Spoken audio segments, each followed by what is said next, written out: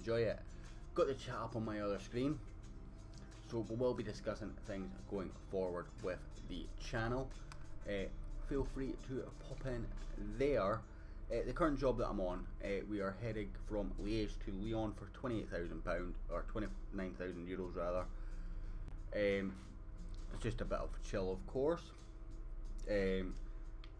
which is also why I said that this is not a let's play, because this is the kind of game that I'm not going to want to hang about with waiting to stream or waiting to record. It's the kind of game that I feel can be jumped in and out of. I really didn't look at that because I didn't realise there was kind of a junction there. That's a great start to proceedings in this episode. Well, live stream rather. So basically, I'm just doing this as a chill out thing. I was recording a little bit ahead, struggling with the heat, wanted to get the green screen removed because that will be coming back very, very soon. Done 2 videos I've hit out and I'm really happy with the quality that it is showing.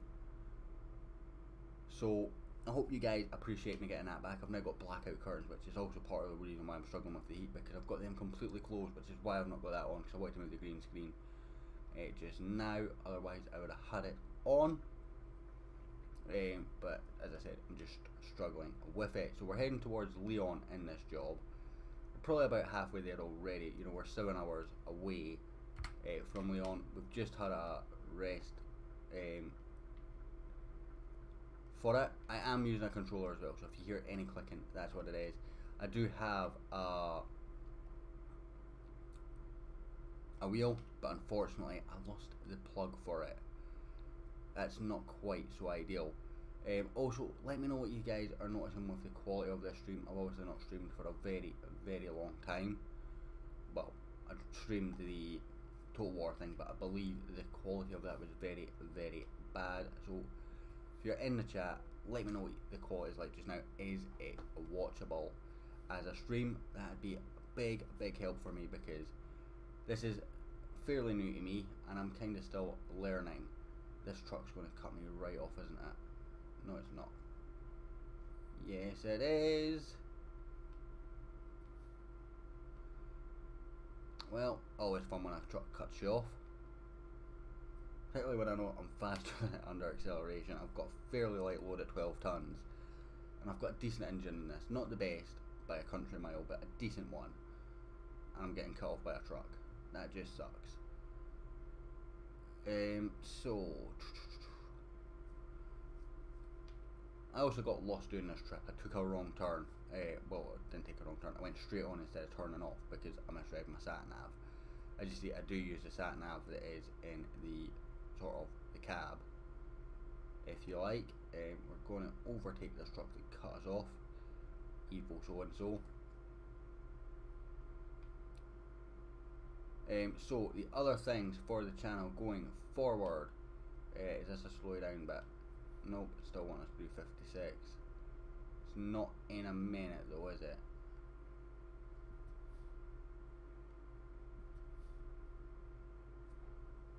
Still saying 56, so we can do faster, we just don't physically have the capability of going the speed that the game says we can go. Yeah, so things going forward for the channel. Basically, Football Manager is going to continue as it is. I'm going to go back to during the week only for now. Total War is going to come to a natural conclusion fairly soon. After that, I'm hoping, and this isn't set in stone yet, that I can maybe stream once or twice a week instead of having a video. I'd like to be able to do that. If I've got the settings right, then that'd be absolutely smashing on that. Going forward, just hit cruise control here. Are we getting in that car? I'm going to stay in this lane because I don't think we're turning off. No, this is a petrol station, or is that a toll booth? It's a toll booth, so that's not ideal for coming in so fast. We're going to slow right down. So yeah, Total War is going to come to its natural conclusion once that's finished. I don't think I'm going to have a second series on the channel for a little while. I'm going to try streaming as a second series rather than that, while having Football Manager continue on with maybe 3 to 4 videos a week Depending, that will continue on with the Wanderer, at least in the meantime. I don't see that having a natural endpoint anytime soon, so I want to continue with that.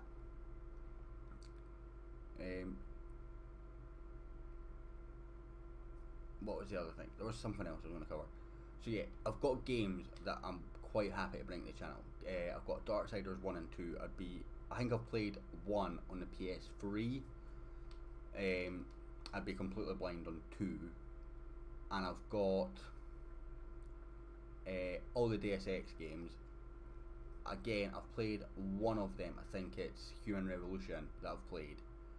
And again, I'd be blind on the rest. So if you guys want to see stuff like that, that'd be smashing, because I'd be quite keen to stream them. And the fact that I've never played them before, or in the case of half of them, I think would make it a bit more interesting viewing for you, because I'm going to mess up. And that always makes fun viewing, messing up. At least when I'm watching YouTubers, I find it good to watch when they're making mistakes or messing up, and you know better than them, or at least you think you do. Because that's fun and exciting. Good evening, Knock It Wide. Good to see you, buddy. How are you getting on with your series? I've not been able to check it out recently, just because of trying to record ahead for myself. So I think I'm about a season behind, but I am looking forward to getting caught up when I get a bit of time. I hope you are well.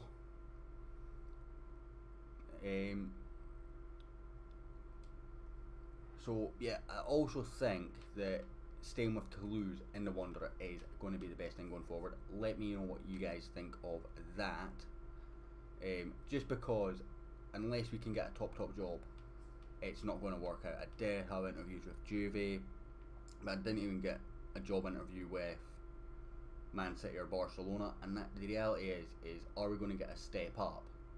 Unless we're going to a team that is ready to win the Champions League within the next 2 or 3 seasons, because I feel like we're competing now with Toulouse early on in the current season. I know that may be a bit of spoilers for you guys.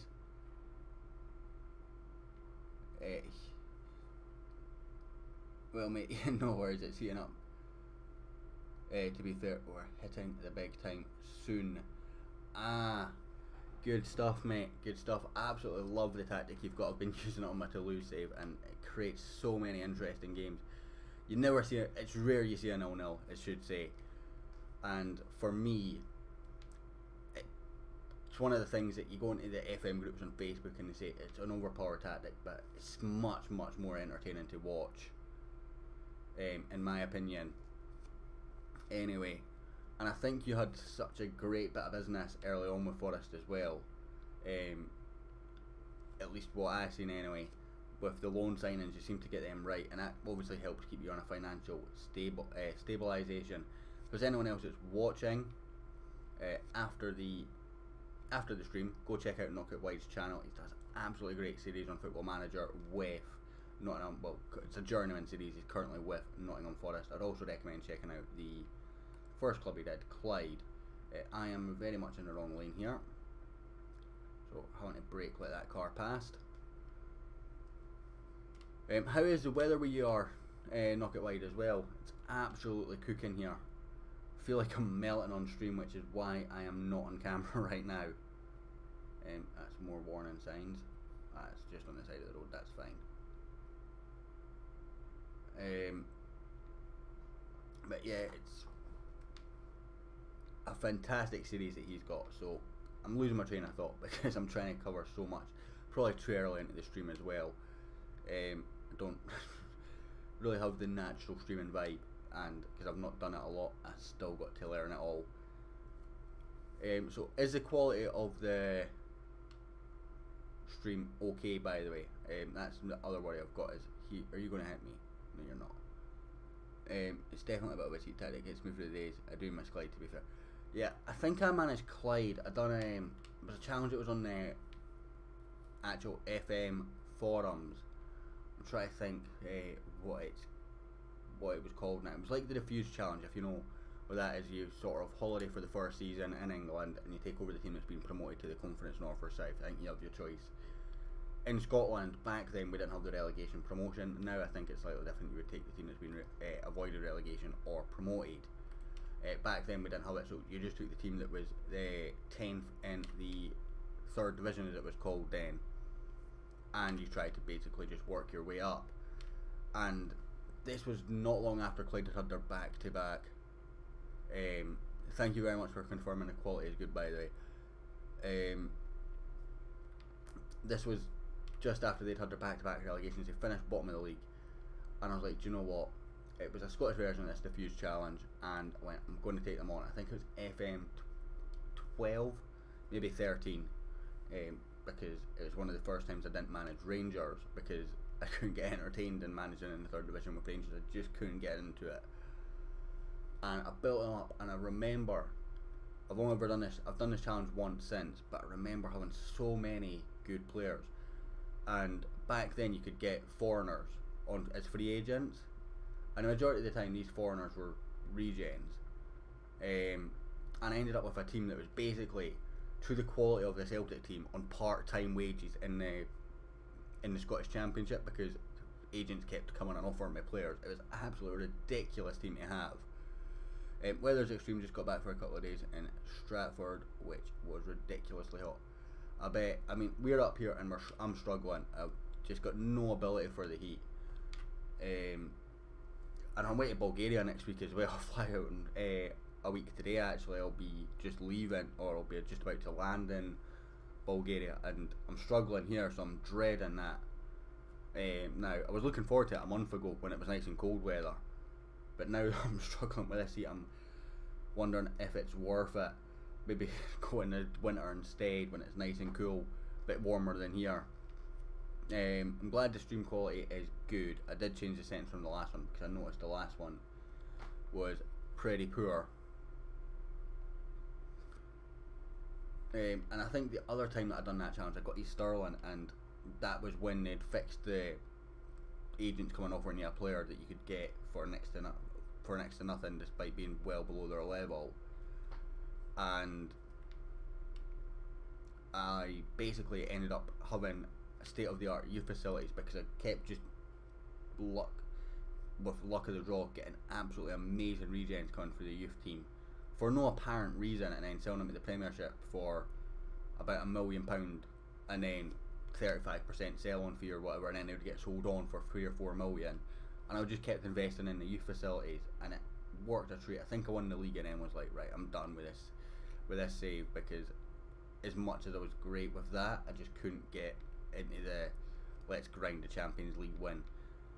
But when the guys started flopping in England that I'd brought through, it was nice to bring them back. That's probably the one thing that I really enjoyed in that save, was bringing guys who had left and failed back to the club, and then watching them sit on my bench because they'd moved and not broke into teams and developed as well as they should have.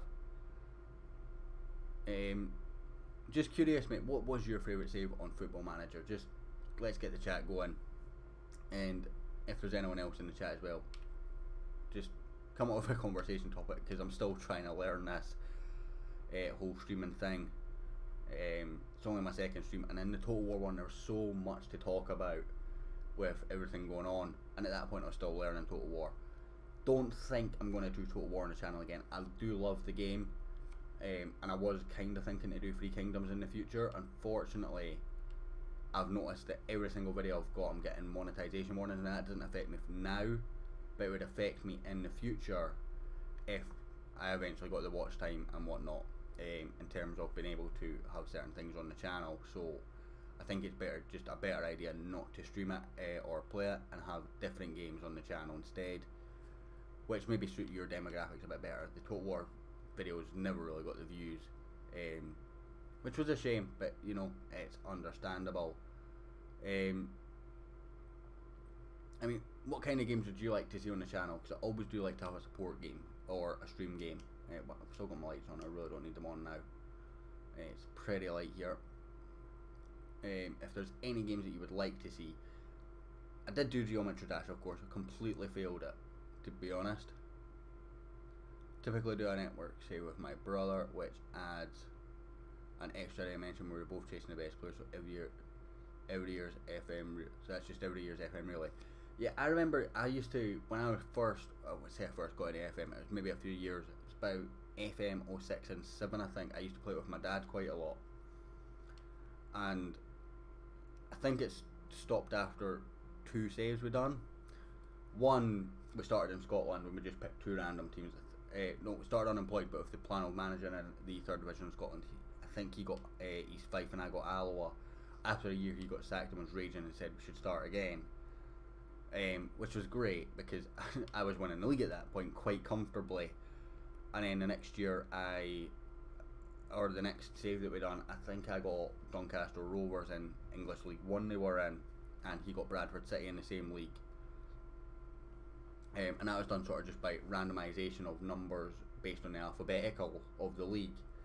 I think Yeovil were in the league at that time and we're both die-hard Rangers fans, so we said we wouldn't manage Yeovil because of their kit being too similar to Celtic, but other than that, anyone was open for business. So it was like a pick a number between 1 and 4, and then pick a number between 1 and 23 to a mutual party, and that was great.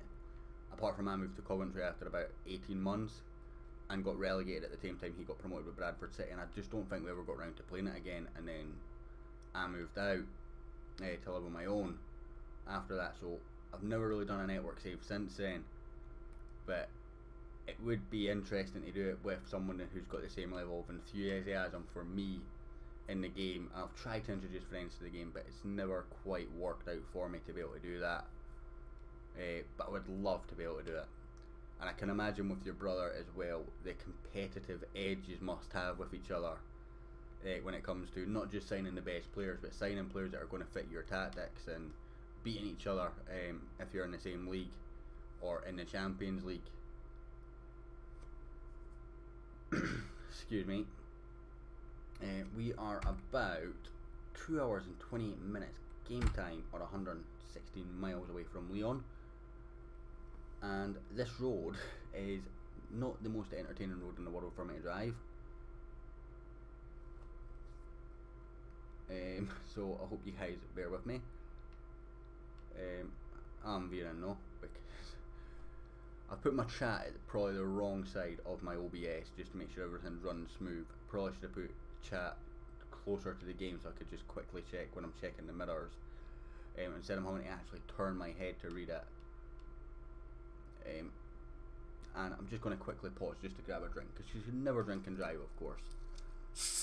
On the Iron Brew as normal. So when you say you do networks over here, Blood, do you tend to do similar teams, or do you avoid teams that you support? Is it randomised, just stuff like that? Just give me an idea what it's like, just because I'm so curious to see how it actually works these days, because I've never had the chance to actually do one.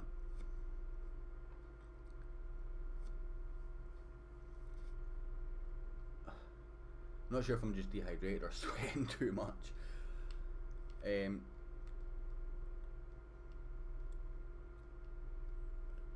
Oh, we've got money coming in from our backup driver. That's always nice. Again, of course, this isn't a actual Let's Play. This isn't going to be something a game you're going to see, excuse me, regularly on the channel. It's going to be something you're going to see when I'm just wanting a chilled, relaxed stream, because it's a game that I think is easy to jump in and out of. I don't think that it's a game that has a Let's Play quality that good. I've watched a couple of Let's Plays on it before because I do enjoy this game, but I always find maybe the first 10-15 episodes very difficult to watch, because it is just, let's get a job, do the job, get money, buy a truck, buy a new garage, and then you're hitting a snowball effect anyway when a game starts to struggle. So I find that it's a great game to watch, to play, but not a great game for viewing. I get why people do watch it though, but it's just not a game that I'd be willing to put out. Oh, I'm speeding. What's the speed limit here? 43. That's fine, I'll just hit cruise control at 42.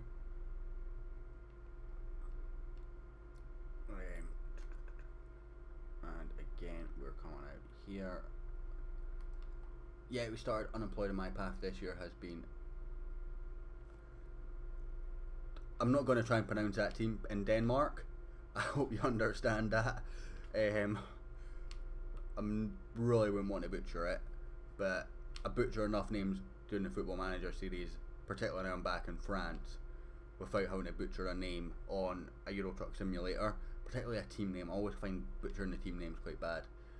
And you got them from the second division to the first division: Fulham English Championship to the Premiership, Ajax, Eredivisie, Man United, Prem, and now Dortmund in the Bundesliga. And your brother did Nordling, Randers, Villa, Stuttgart, Man United, and now Porto. So you've both been manager of Man United. And I thought I had my cruise control on here. I've just been slowly closing down. So you both managed Man United. Who got the Man United job first? I'm just curious. And if I'm right in thinking, you're quite a big Stoke fan, if I remember correctly. Would you consider leaving any of those clubs to go to Stoke, even though you might not be as successful as your brother for maybe 3 or 4 years while he's managing Man United or Porto or somebody like that?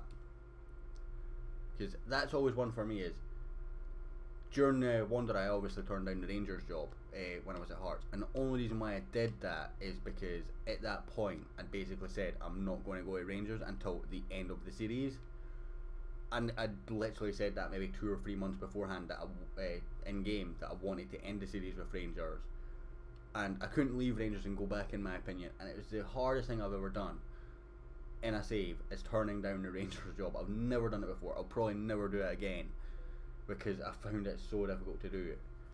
Customer expects delivery very soon. Oh, music's hitting, so I hope you can still hear me over this music.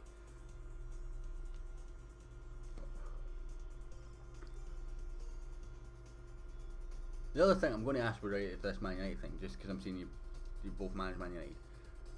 The second person that had the job, did they destroy your legacy? That's something that I think would be absolutely amazing. So it was your brother that took it second, and you've just ignored Stoke.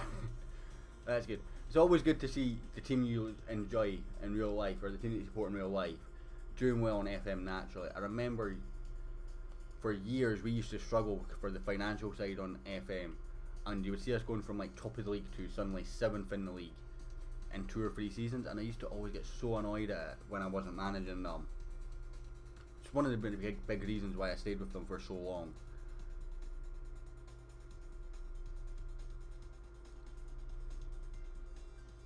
So how are you getting on with Dortmund in that, save him? Never actually managed in German football for a Football Manager ever. I think I think I managed Leverkusen maybe 07-08, and I couldn't understand the rules at that point, so I was just like, right, I'm done.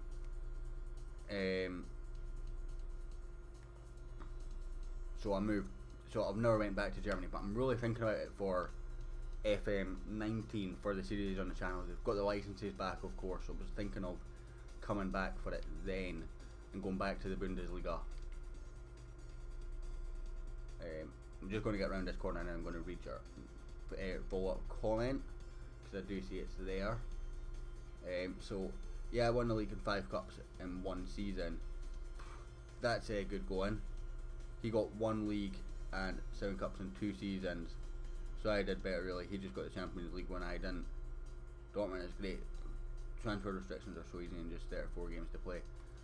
Yeah, I think it was Leverkusen I was with, and I think it was the size of the B team. You don't get really B teams in Scotland, so I had hundreds upon hundreds of players and a huge wage budget and little bits of restrictions at the time, because I'd only ever managed in Scotland and England. I just wasn't savvy enough to understand. But it's nice when you beat your brother. I mean, the Champions League win's pretty sore that he got that, but in reality you built the team, didn't you? So it's your win really. He just took the credit.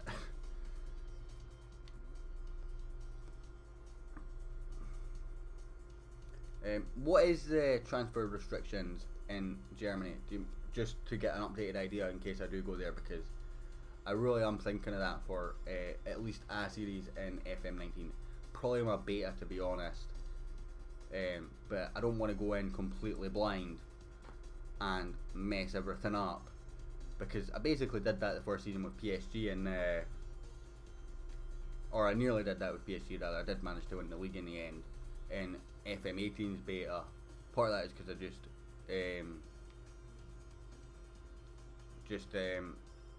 I learning the game again, I found FM18 to be very different in the early stages to 17. Oh, we're speeding again. Just cruise control here. I wish you ripped my team apart while I was too afraid to mess with it and just left. Yeah. Was it just the team was aging and you just didn't want to get rid of players that you'd grown affectionate with, or it was a successful team that was aging and you didn't really want to break it apart, if you don't mind me asking?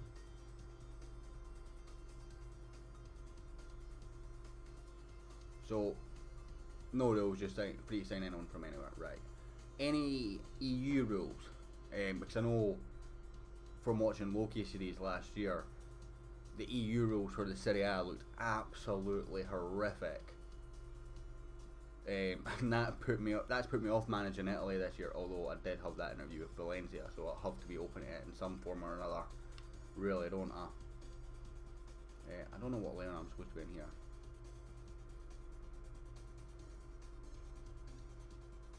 That's why I didn't want anything in year one, too many old players. Yeah, it's really frustrating when you end up with a team full of senior players. I find, particularly, Germany is a dream. Great. That pretty much convinces me that we're going to Germany for the FM19 beta. Then I'll be writing that in my little book soon. Then, where do you want it? You want it about there. Okay, we can manage that quite easily, I think. So Germany's a dream. So that is perfect for me. So transfer business is maybe the bit where I'm stronger at. You know, you get the guys, Northman, who's great with the financials and great with the building a team up. I just like buying a player and building a team, which is kind of what I've done in my Wanderer series. I'm actually on the wrong side for the way I like to reverse, and I'm doing that the wrong way. So I'm just going to move forward just a touch, and I'm going to go beep. Let's see, can I see it in the window?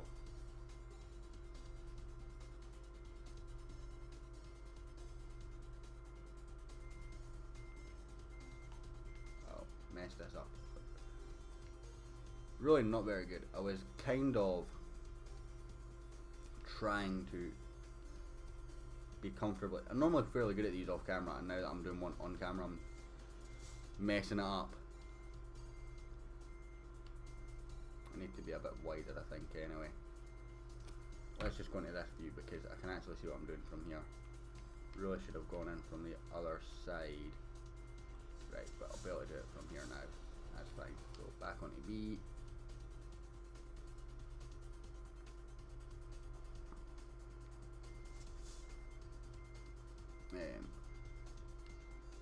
The only restriction is you have to have at least 12 Germans in your rescue squad, not matchday squad, total squad. There's no cap, it's not like 25 in the EPL.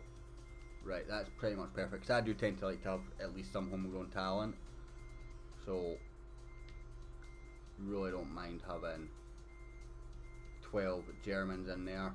And it's not like there's not a lack of German talent to put into a team anyway. Where am I going? This is the worst reverse I've ever done on this game, by the way, and by quite some distance.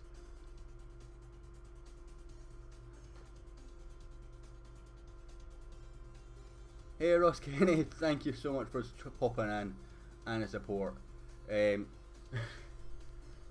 Keep up the good work unless you're playing it. I'm just going to clarify, does that mean unless we're playing as Rafe or playing against Rafe? That's the only thing I'm just going to clarify there, because I would take that maybe a bit both ways. But great to have you in the chat, mate. Thank you so much for popping in and coming into the chat. Are you going to pop green? Thank you. I'll just stop this beeping. I'm going to nip out for a quick cigarette, but what I'm going to do is I'll leave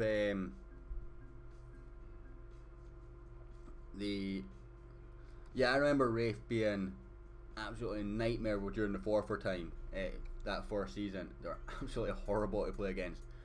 I'm going to leave the freight market up so you can, I'll let you guys decide where we're going. So we've got, for just click Leon so we can get there quickly. All these places, let me know in the comments. And playing against Rafe, yeah, so hard when they were in League One. Well, when I was in League One with Forfar, I absolutely hated them. I think I actually lost the league on the last day of the season to Rafe actually, because Brecon gave me a 2-in. But I'll be back in just a second, guys.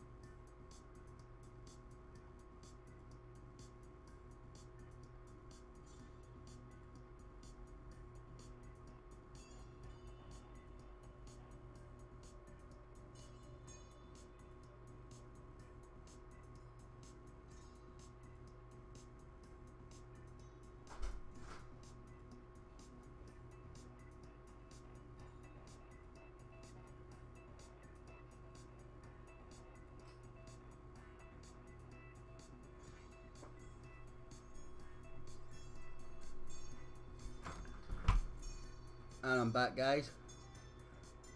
Diggers to Le Mans. That looks a good deal to me. 23 tons. It's a big load. I'll set my GPS as that location.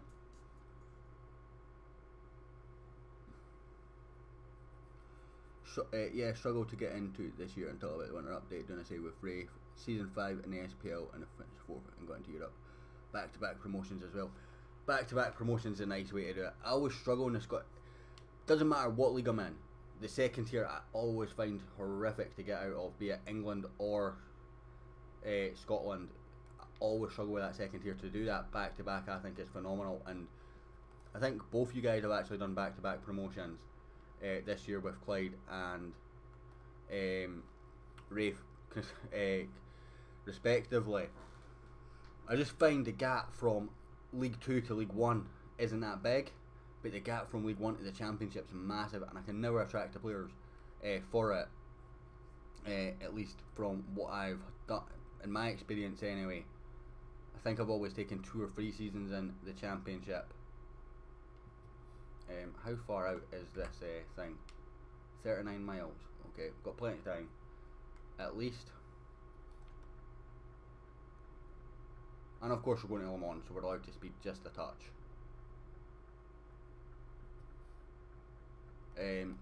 European football, I think in Scotland when you get into Europe, it's such a hard task. I think I got lucky with Hearts that I got into the Champions League as quickly as I did, because I think if I'd had a few seasons in Europa League, I'd have been nowhere near successful with them. I think getting that Champions League money is where, particularly in Scotland, you go from being a good team to having no money to being a great team. Yeah, we are turning off here. Whereas in England, obviously, the Champions League money doesn't make any sort of real difference. Struggle to get Clyde going in League 1, scraping 9th place on the last day, and then that playoff revival. Yeah, I actually remember that quite well. You changed your tactic at the end of that season, if I mind right, or was that later on? Was that when you were in the Championship they changed to the 3 up top? Sandy McCluskey was absolutely phenomenal in that season, wasn't he? But I'm sure you were playing 1 up top at that time, the same as I did with Hearts actually. I think you had the 4-2-3-1, and maybe your wingers and your attacking midfielder wasn't. I think you identified as maybe not to where you wanted for the league, if I remember correctly. I don't know, it feels like such long ago now because you've had the 2 promotions with Clyde since then, and then obviously the season with Nottingham Forest that I've seen, and the season since then that I've not caught up on yet. But I will. That's sort of my goal for this weekend if I have the time, but I'm still needing to get a couple of episodes done.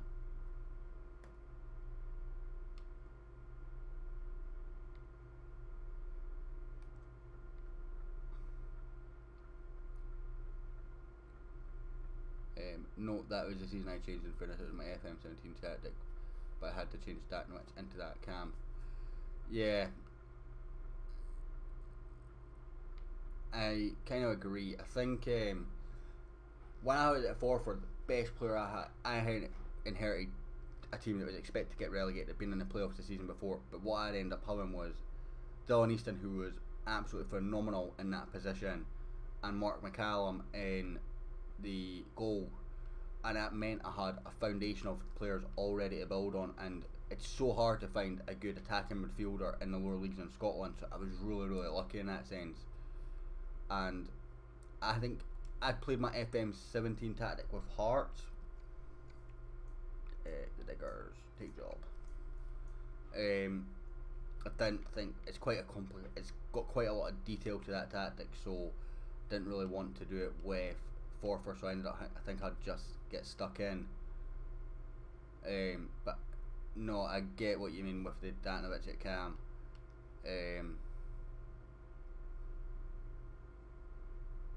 Whereabout is this load?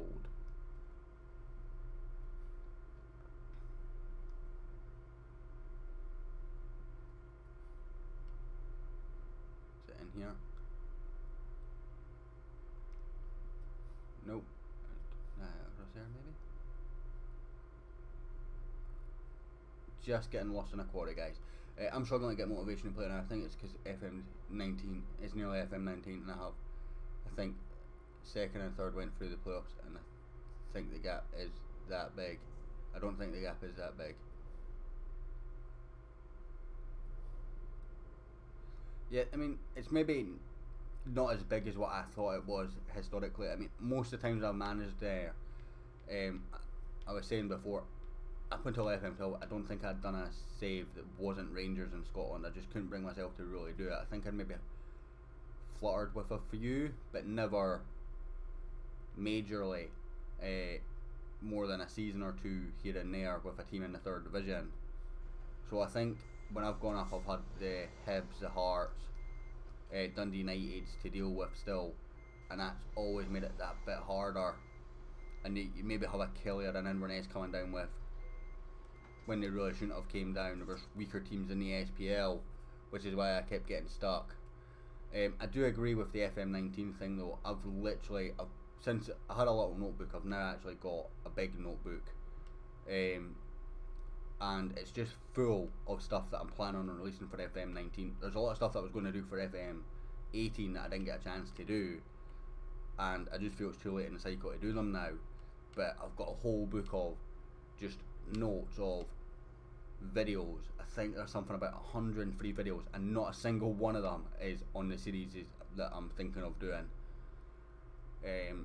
And that's just for the first month of FM19 coming out, so I do understand that my hype for FM19 is massive as well. It can be hard to get in going in FM. I took a break because of work and still played on my network game.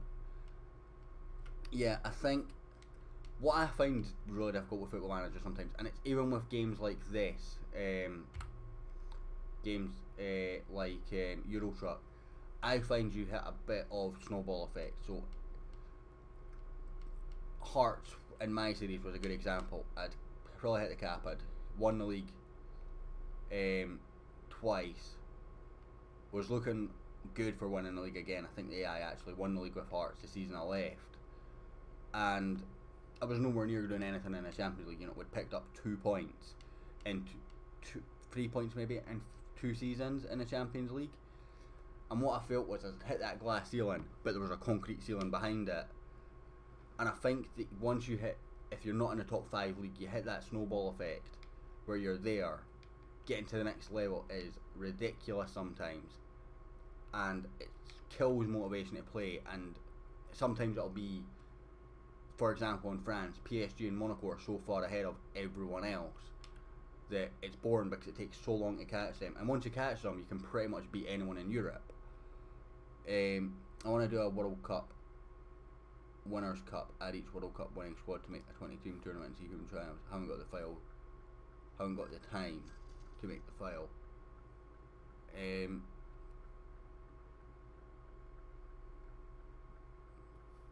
When you say a World Cup winning cup, I assume you mean like using historical players, so Pele's Brazil and 66 England and teams like that. Is that what you're meaning? I'm just trying to understand what you're meaning with that, or is it the top 20 teams from the World Cup that you're wanting to put together and put in a cup?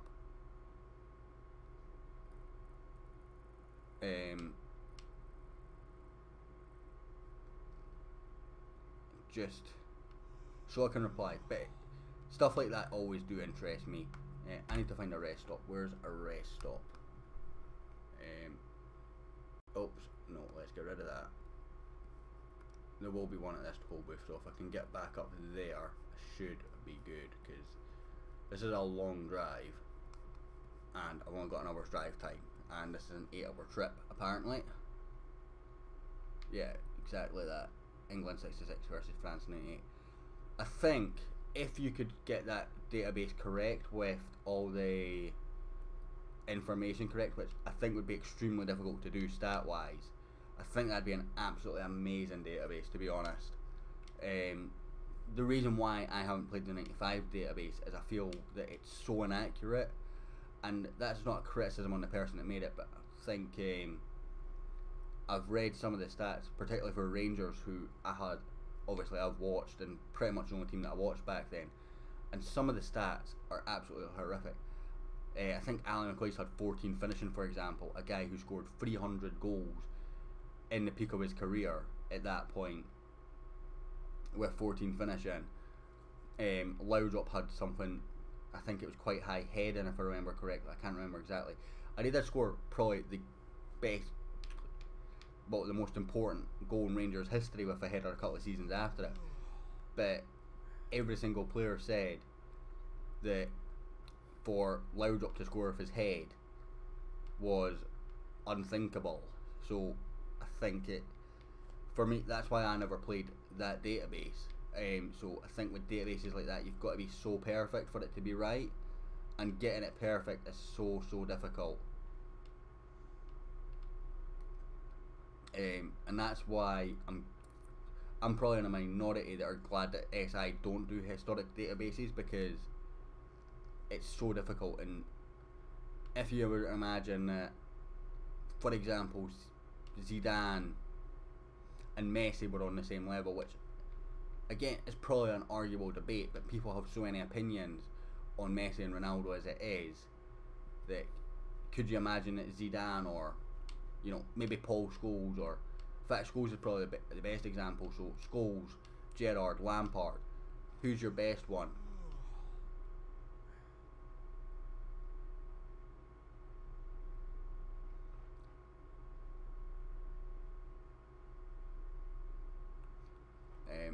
I have that problem with 3 teams at the moment, but I'm still only about 10th best in the country, and I think there's a database out like that. And yeah, it's such a task trying to make the squads to any degree of accuracy, like Uruguay 30. Yeah, I would dread trying to make a team accurate of like the 1930s Uruguay team. I mean, I think it was maybe a few years, maybe 1950s, I think, the Hungary team. I'd love to see that team in a database, but realistically, could anyone ever make it accurate now? And then you've got the other point of their styles of football suited it back then, whereas now, would those teams suit that style? Would that style of play work? Because obviously teams have evolved to counter all these different tactics that have came about over the years. Barcelona a few years ago were seen as the best team of all time, playing in a similar way to how Cruyff had initially planned 2 or 3 decades before. But teams adapted to their tactics, and suddenly now they're not as good. Obviously they've lost a couple of key players. Xavi left, Iniesta's not as good, Messi probably misses those kind of guys, but again they've improved in other places, like Suarez. You'd expect Suarez to have gotten to that team.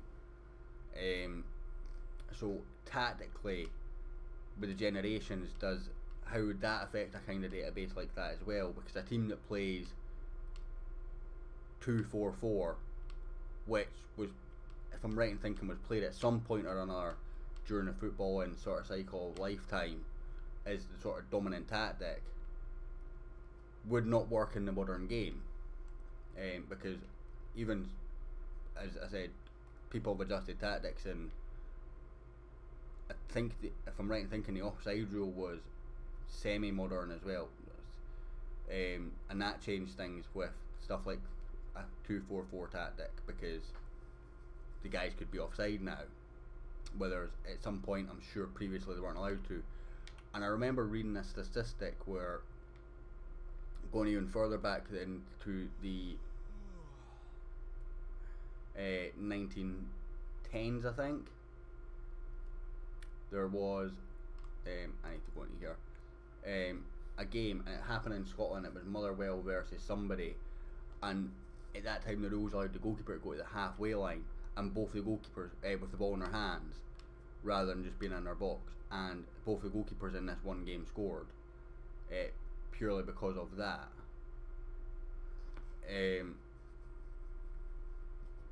So that, even just changes in rules affect things so much. Gordon FM put up a video with the database that he's on about. It was put up about a week ago. I'll maybe actually have a little look into that, because it would be interesting, and if it's done correctly, then it'd be absolutely amazing. Even just to do a sort of run as a curiosity thing. I would put my money, for what it's worth, on someone like France in '98. They just had so many top quality players, and such a balanced team as well.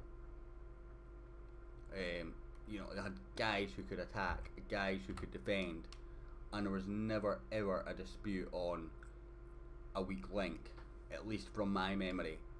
Great strikers, a great midfield, and You know, Zidane and Vieira in the same midfield was, for me, one of the best midfield pairings of all time. I think maybe Argentina 86 would maybe be a good look as well, just because of the Maradona factor. I'd love to see him in an FM, but without his off-field troubles, of course, because I love him as a footballer, but as a non-footballer, he's quite difficult to like.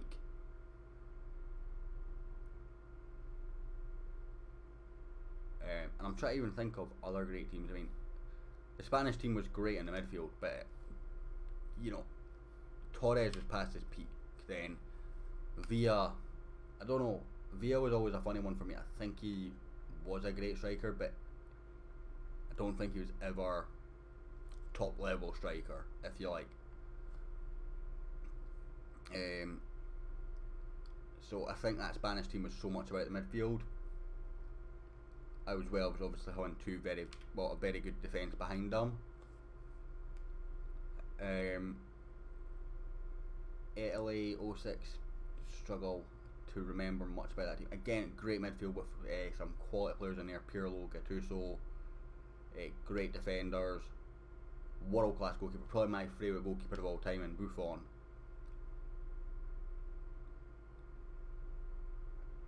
But again, I struggle to see them winning it. Germany in 14, great team again, missing a striker.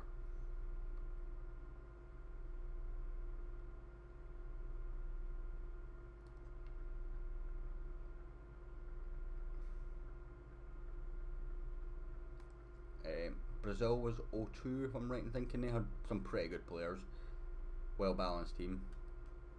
They'd maybe be in with a shout. 94, I can't remember anything before that, is before my lifetime. I believe I was actually born on the final of Italia 90, which I've never actually confirmed, but I'm pretty certain I was. I might Google it next time I have a pause for a drink. Unless one of you guys want to Google it, because I'd be very, very curious on that.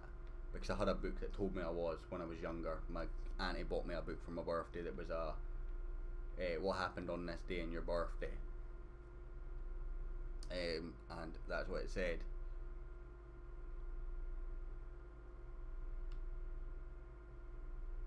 Actually doing a bit better with these diggers. The truck's handling these diggers a bit better than what I thought it would. I know it can do much bigger loads, but it always struggles. So I thought 23 tons might be quite tough on it.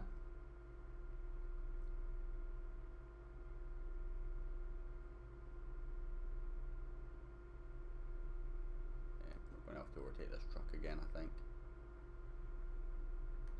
So, I just see the logo on the back of that truck and I know it's 2 cows, but for whatever reason I seen that logo in the dark and it just made me think Monopoly.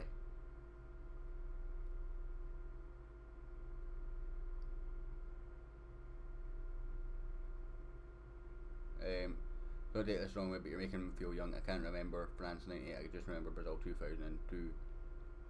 Yeah, France 98 was the first World Cup I ever watched. So I think that's kind of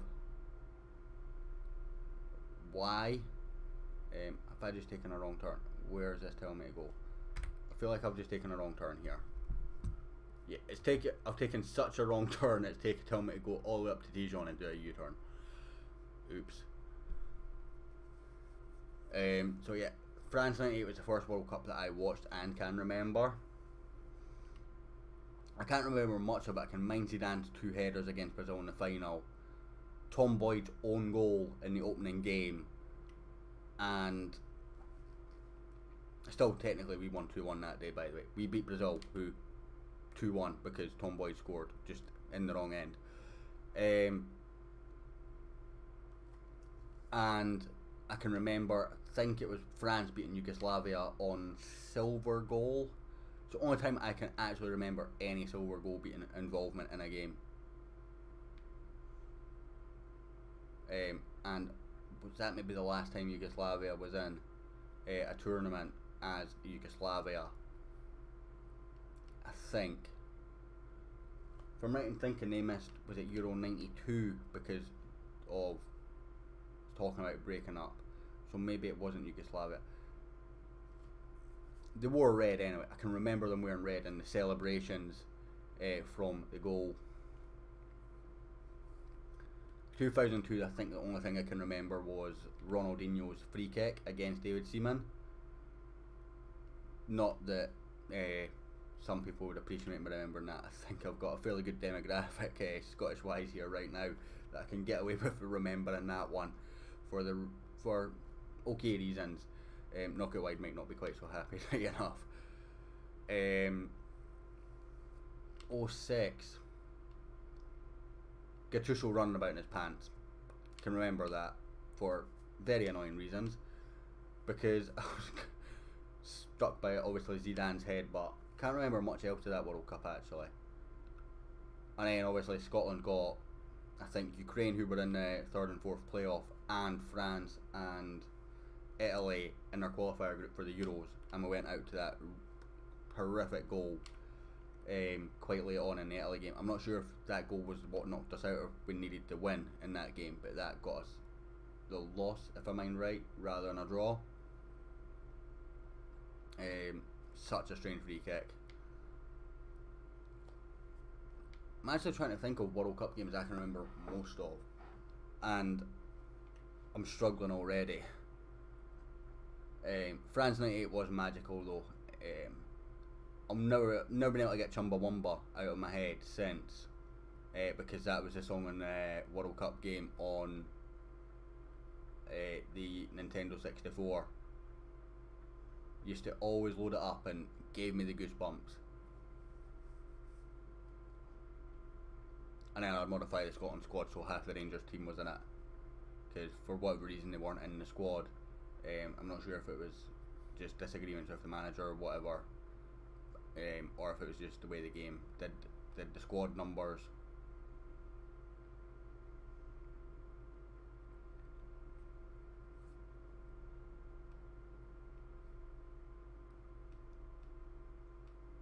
Yeah, always one goal you can remember from every World Cup.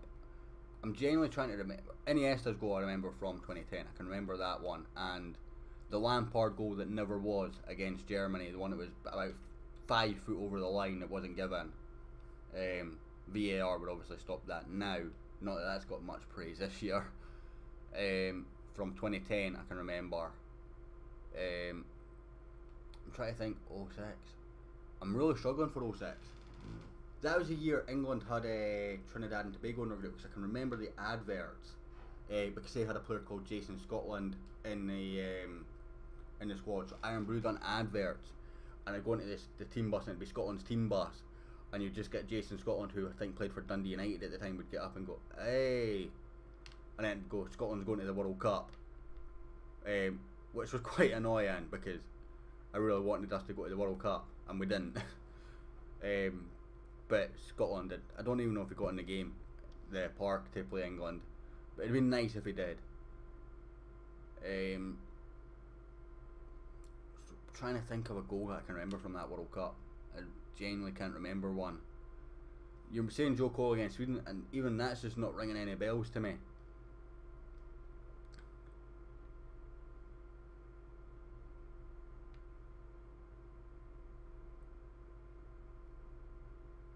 I don't even think it was that bad a World Cup either. I'm sure there was a few good goals. Was that the year Riquelme's goal was actually in? The goal when Argentina had like about 40 passes, touched every single player or something. I think that was the year that one. So actually I can't remember the goal. Can't remember who it was against, but I do remember the goal.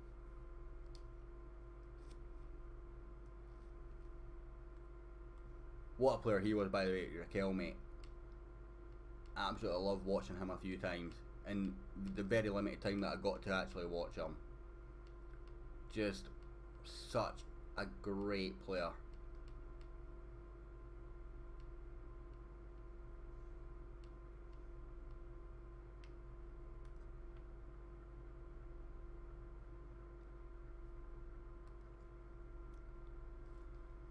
So what we're talking about World Cups.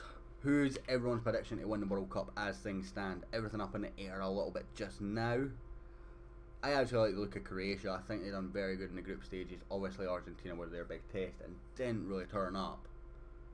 But I thought they were very, very convincing, and I think they've got some good players. Chase it down and volleyed it over the keeper in the top corner. I'm still struggling to remember it. It sounds good. I'm going to Google it after I've finished streaming just to watch it. Because that does sound extremely, extremely good goal.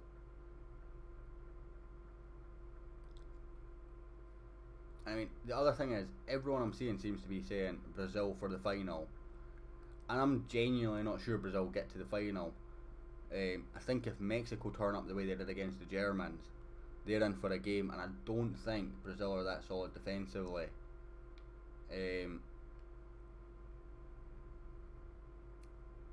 at the same time, they've still got France, Argentina, Belgium, who again, in what I would say is a fairly weak group. You know, you can't take much from the Panama and Tunisia games. The same way as you can't for England, in my opinion. And obviously it was B team versus B team last night. Belgium. Yeah, I think Belgium, again, it's the same issue that I've got with England though, is it's been Panama and Tunisia that they've played.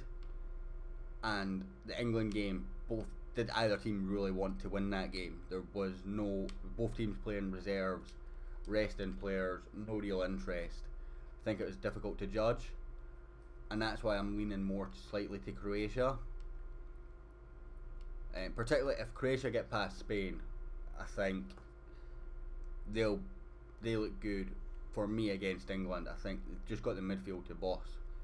Rakitic and Modric are in the peak of their powers now, I think. Belgium, of course, quality all across the board. Sometimes when you get two tournaments when two sides play each other with weekend sides before facing again in the final, hoping we'll have a proper rematch against Belgium. Yeah, I mean, I think I only caught the second half of it, but of the game, because I've been out running some errands. Got so much going on right now, and so I switched on for the second half. Seeing the Januzaj goal, and I'm celebrating them, and I seen them just going, yeah, celebrating, but at the same time, you know in their head they're like, what the hell did you put that in the top corner for? And Januzaj is probably gutted because he'll never strike a ball that good again, and it's the one time he probably wanted to fluff it. It was very difficult to watch, so with about 15 minutes to go, I just was like, right, I've had enough of the game. Like, I genuinely, watching two teams that really have no interest in winning a football game just didn't seem appealing to me. Rakitic is the closest thing to Pirlo at the moment for me. I mean, I don't get to watch a lot of Spanish football, so that's, I think, is he still at Barcelona? I'm going to sound like an idiot if he's not still at Barcelona. But certainly when I've seen him in a Croatia top, he looks absolutely very comfortable on the ball. I prefer Modric. I'm a big Luka Modric fan. I know they're very different players, but there's something about Modric that I just think he makes football look easy, and there's very few footballers that I think actually do that. You know, even Ronaldo, he's so good because he has worked hard. Whereas Modric, I can see going into the game, sipping a beer, going out, playing a game, come back out, sip another beer. He probably doesn't do that. He's probably an extremely hard-working guy, but he just gives me that feeling about him, and I like that. He's got that, without maybe being Paul Gascoigne feeling about him. I hope people understand what I mean by that. Again, I'm just going to quickly pause this to have a drink.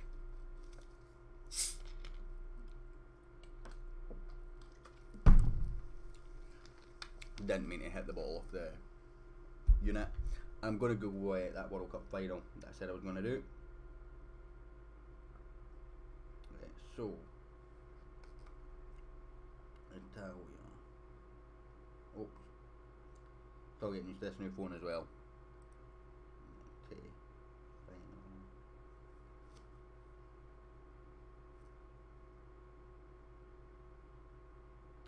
I was indeed born on the day of a World Cup final. That is now my claim to fame. Modric is a spark, and Rakitic gives his team's control and stability. You need both, and it may be the best midfield player in the world right now. I would actually agree with that. knock it wide. I think if they had one more world class player in there, they'd be without question.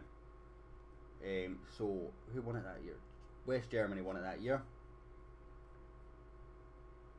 beating Argentina in the final. And I kind of wish I could see the time, so I could find out what time I was born to see if I was born during the final. I might have a look at that in future.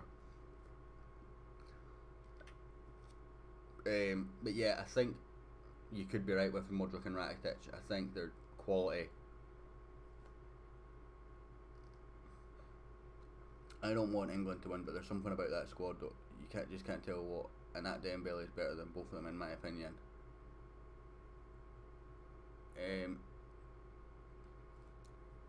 Dembele, the Belgian guy, Ross.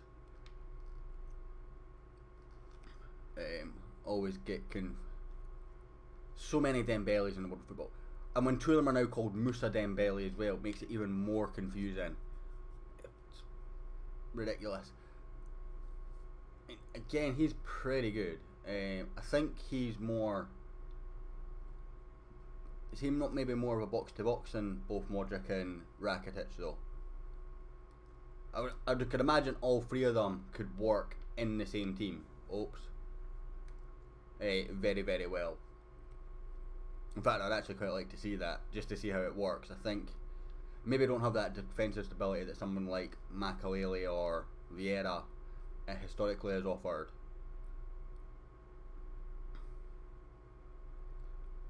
But I think all three of them would be able to work together and be very, very difficult to beat.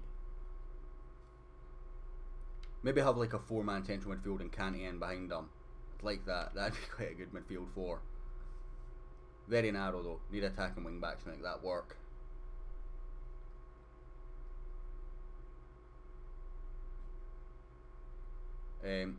As for England winning it, there's a part of me that says, do you know what? They're your neighbour. Love them. Let them win it. Celebrate with them. But I know that no matter how long I live, that it's still going to be mentioned every single World Cup, regardless of what the situation is. I think this is the first World Cup in my lifetime where the previous World Cup one hasn't been mentioned, and I think that's what, at least in my opinion, frustrates so many Scots, because we're tuning in, we're trying to watch Spain versus Portugal, and actually I don't think there was much England talk in that game, but just as an example, we're watching that game and then the commentator goes, what do you think about the England game?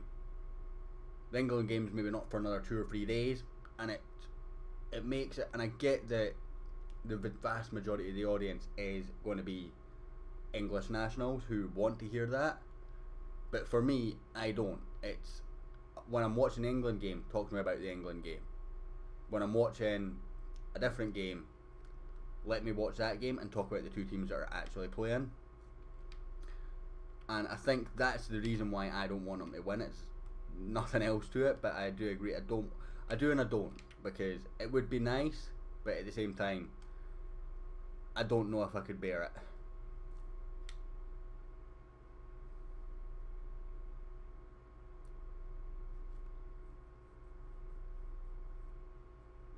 And there's something about that squad. I do agree. I think for me, the big issue with them is I don't think that Kyle Walker at centre back has been tested, and I think when you put him up against one or two proper strikers, he's going to struggle.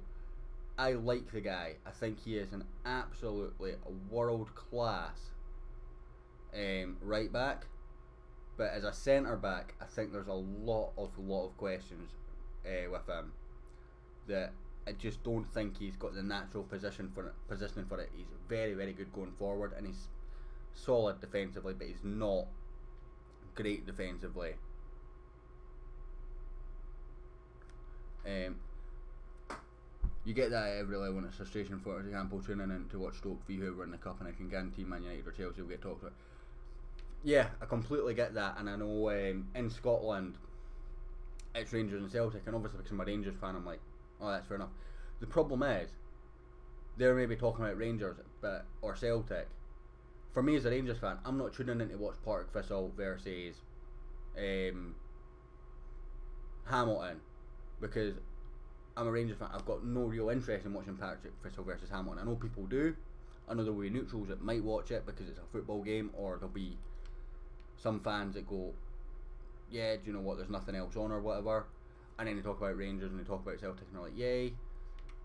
For me, I don't get any of that information because I'm not watching that game. So I am then that target viewer, but I'm not viewing that content. It's kind of like going onto YouTube and typing in Football Manager and someone's got a FIFA video. It just doesn't feel right to me. It feels like the target audience is aimed at is missed. And I get if something big's happened. So the one that I had big leeway for was when Gareth Southgate dislocated his shoulder. That is fair enough. That was news. It happened during a game, or it broke during a game. Fair enough, I've got leeway for that. If, for example, I'm watching Rangers versus Aberdeen, which I think is the opening game of the season in the SPL this year, and it's televised, it'll be the same day as Celtic's flag unveiling. They will discuss Celtic's flag unveiling. I understand that. That's, something that's relevant to the league, which in turn is maybe a bit relevant to that game. But I don't think that, here's Partick Thistle versus Hamilton. Rangers play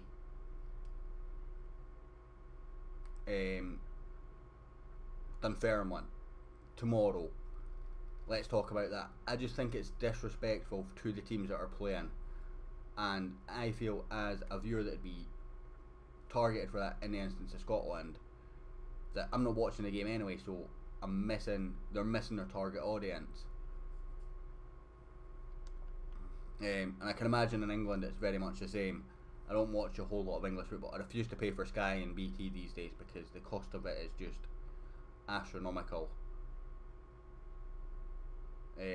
And I think they worked out recently that to watch all the televised games, you're cheaper buying a season ticket for Arsenal, which is the most expensive season ticket, if I'm right in thinking, in world football. I get you get more football for your money, but I think that's just a touch ridiculous.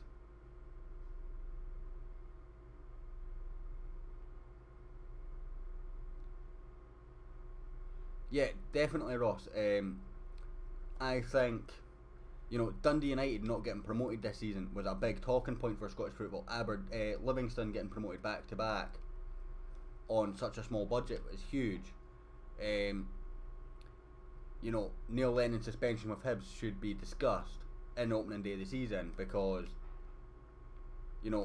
was it really that bad? Yeah, he went onto the pitch, but was it really that bad a crime? Hearts, with Craig Levein changing things, they went from a very youth development approach to signing in 37-year-old strikers. That's a change in transfer policy.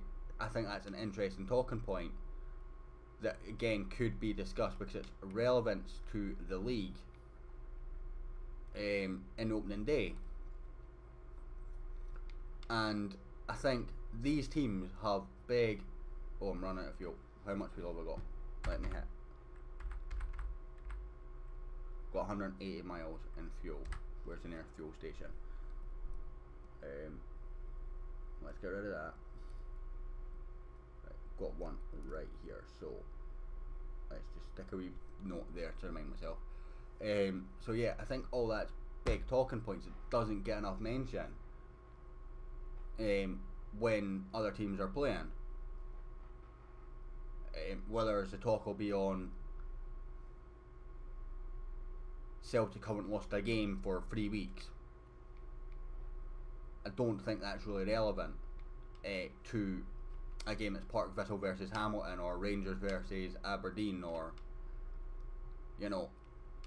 stuff like that. If Celtic haven't lost a game for 3 weeks, fair enough. When Celtic lost their unbeaten record, I get that there was a talking point there. That is my view, that was acceptable.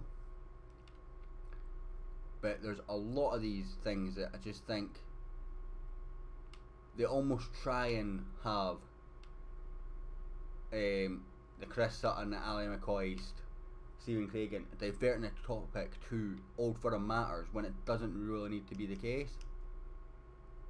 I think, for me, as you say, there's 5 big clubs in Scotland. Okay, 2 of them are maybe slightly bigger than the others. And then there's talking points from elsewhere in the league. You know, Hamilton's losing all their key players. Almost. I think they kept Ali Crawford because of he had failed a medical. And staying up's a big talking point. They're rebuilding on absolutely no budget. St Mirren have came up on virtually no hope. Somehow won the league. Lost their manager. Probably going to lose a couple of players to Sunderland, which would be interesting. They're also, I think, looking at a few other players in the SPL. You know, that's a talking point, and yeah, it might only have a tiny percentage of the demographic of people watching, but I'd be much more likely to tune in and watch these games if the conversation was about the entirety of the league rather than the whole or one team who has a big fan base that probably isn't watching the game that's in question.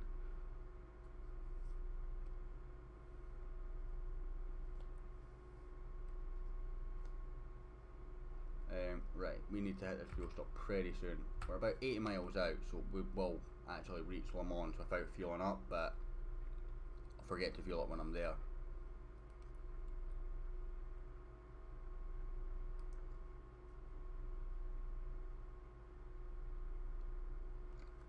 Yeah, it's even worse when they have something about the teams mentioned at halftime and don't speak about the game at all during the championship, for example. During a championship game, for example. Yeah, 100% agree. Absolutely agree.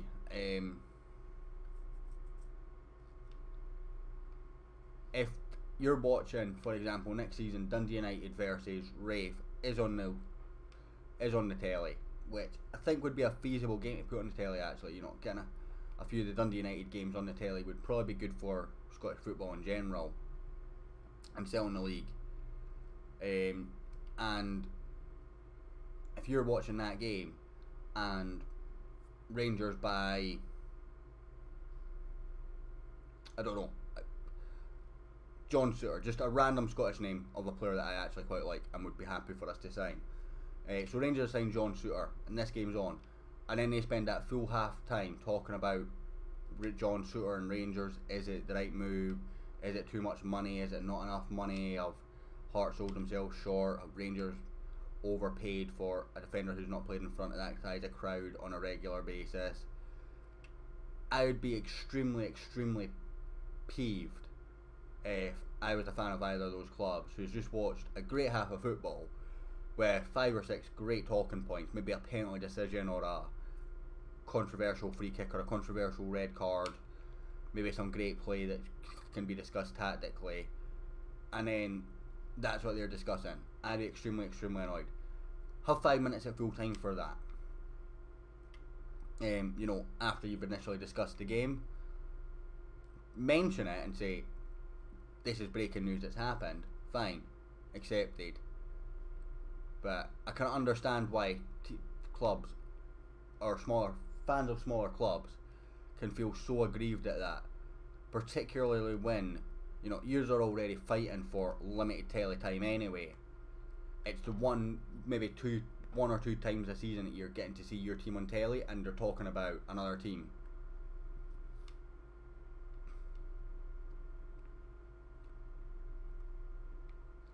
And that has been my rant on football and telly. And just while I'm filling up, I'm going to grab a drink. So,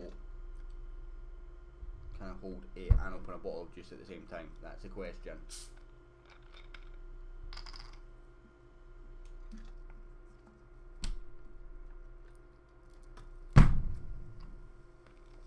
The answer to that was no, and meant that I could hit the desk again. So I'm sorry for that loud bang, guys. I hope it didn't burst your eardrums.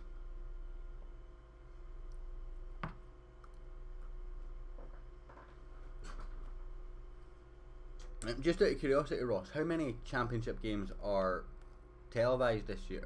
Now, do you know? Obviously, I've been a little bit out of touch since we got promoted, but I know certainly Hibs sort of lost quite a bit of tele time as a result of that as well.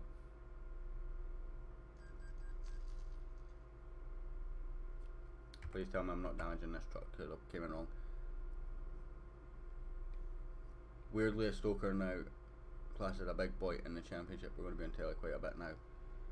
Yeah, that's quite a strange thing about stuff like that, is you're now getting more telly time because you've been relegated, and you're getting less money for those extra TV cameras coming around to the stadium. It makes no real sense to me. I get the Premier League's a more watched league, but I think the balance of the way the money is paid out by Sky and BT is extremely unbalanced. You know, I don't know what the fan base is like in the Premiership these days, but I'd bet that a lot of the lower, there's a lot of teams in the Championship that I bet have more fans than a lot of the Premiership teams that would actually get watched more. You know, the Leeds United, the Nottingham Forest, the Villas, Stoke, I think, have a fairly decent loyal fan base as well, as you say. You know, these clubs with very big historic pedigree that might no longer be considered as big clubs because they're behind the Burnley, the Brighton and whatnot, who have maybe less history, but because they've been in fact, Leeds are probably the prime example of the team that went out of the Premiership at the wrong time. Because these teams have came into the Premiership at the right time compared to a team that's maybe fell out of the Premiership at the wrong time.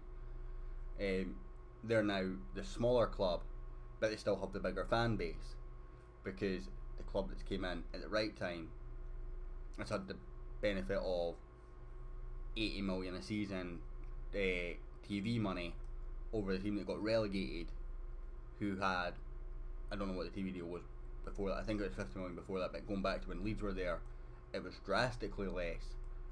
You know, Sky have invested a lot in getting English football to a top standard, and I don't know if I really like that, and I think it's been a very disproportionate balance of finances which is then charged on to fans, who then are basically monopolised into paying £30 to watch Sky Sports, sorry, maybe £40 to watch Sky Sports, another £15-20 to watch BT depending on who your internet provider is with, and then you've got other games that are maybe shown on Amazon this year. Again, that's another £10 a month.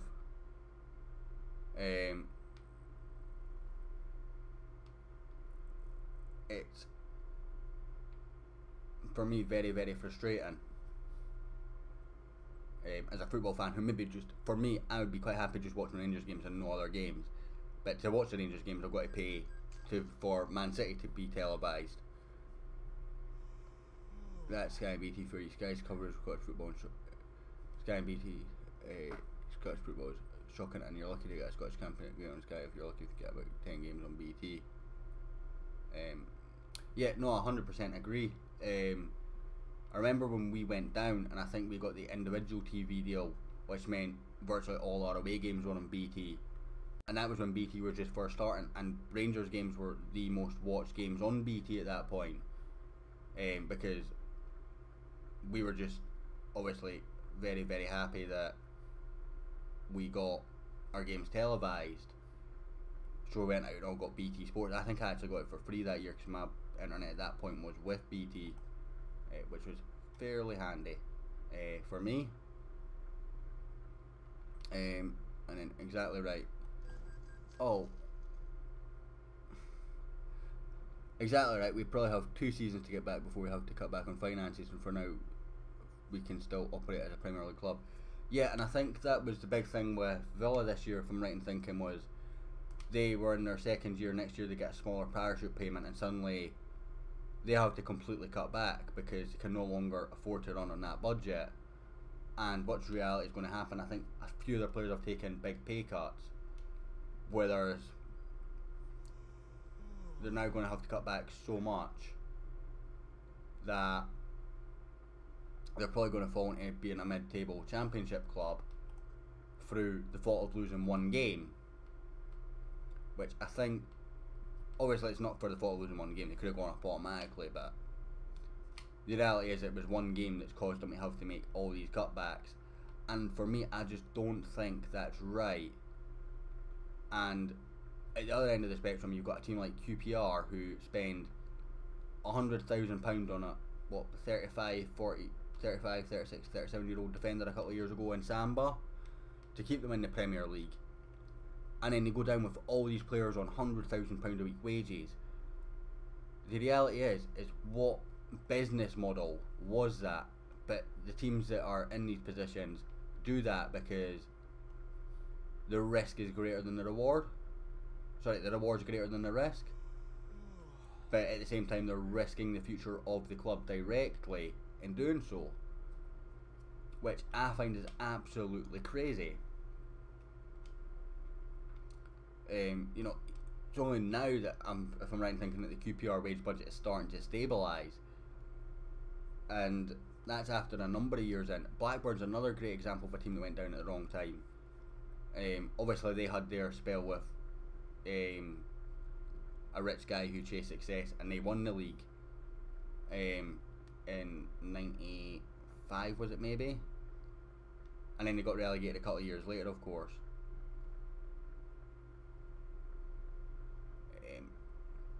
Stoke will be back in the Prem quickly. Don't deserve to be in a championship in my eyes and have one bad season out of 10. Stoke's a team I actually quite like, in honesty, for how they've came into the Premiership. I think we're going in here. For how they've done since they came into the Premiership. I actually feel really bad for Tony Pulis. Tony Pulis for me was not should have been, you know, rewarded for what he done at the club. I feel if you were going to do anything major in the league, he was the manager to give you it. And I know he's that sort of I'll stop you from being relegation fodder manager, but I feel with the couple of right signings, he could have taken a team with that tactic and made it very successful in the same way that, you know, Ranieri did with Leicester to win the league. Now I'm not saying that Stoke could have won the league under Tony Pulis, but I think for me he was. And then obviously you're saying there, Knock It White, you paid the price for being loyal to Mark Hughes. Mark Hughes is one of those managers that I've seen divide so much opinion. I have never ever rated Mark Hughes as a manager, and I've got a friend who is a Blackburn fan, and he absolutely loved Mark Hughes, and I've never understood why. Now obviously if he's done well with Blackburn at some point, then I get that, but for me he's never been, you know, I think Paul Lambert's another one. I think he actually had is he maybe the Stoke manager now actually, where he's had 1 or 2 good seasons and the rest of his career is pretty jaded, and I just don't understand what the like is with him. And then at the same time you've got other managers. I seen a stat the other day that Ian Dowie, I think he's former Crystal Palace manager he was, has made more money from being sacked than he has from actually managing football clubs. I think that's an insane stat.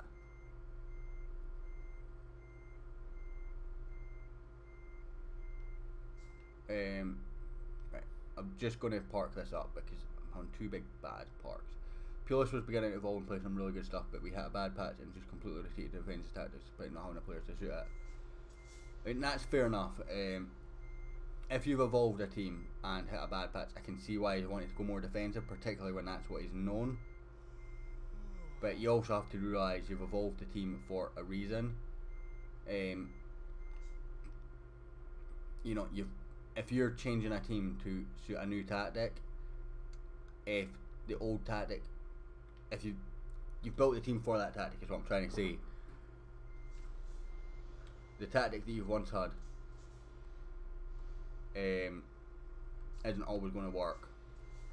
Gary Rowett in place now. Is he the ex-Swansea manager? Knock it wide. I struggle to keep up with all these manager changes in England, and I don't watch enough Match of the Day. Yeah, I think Big Sam and David Moyes is on that list is similar to Ian Dowie. I don't think they're as bad. You know, I think you know, they've had at least long-term periods of clubs. And I think they both had a successful patch as well, but Ian Dowie's one that I don't remember ever really having much success. Alan Pardew's another one that seems to be in this sort of managerial merry-go-round. No, he's quite young, managed Burton, Birmingham and Derby. Oh yeah, I know who you're on about now. I think we were actually linked to him when just before we approached for Derek McInnes. He was one of the guys that the media said Rangers should go for, and he was maybe interested in the job, but I don't believe there was, or he had applied for it, but I don't believe there was ever an approach made at either side really, or a discussion. And then we went for McInnes and he turned us down because, you know, he didn't like Dave King. No good when your managerial target doesn't like your chairman. Good work. I must have damaged then. Oh, I damaged. I never damaged loads on this. We were linked to Gary Monk as well, Ross, but we were linked with Gary Rowett. I'm thinking he was still at Birmingham at the time.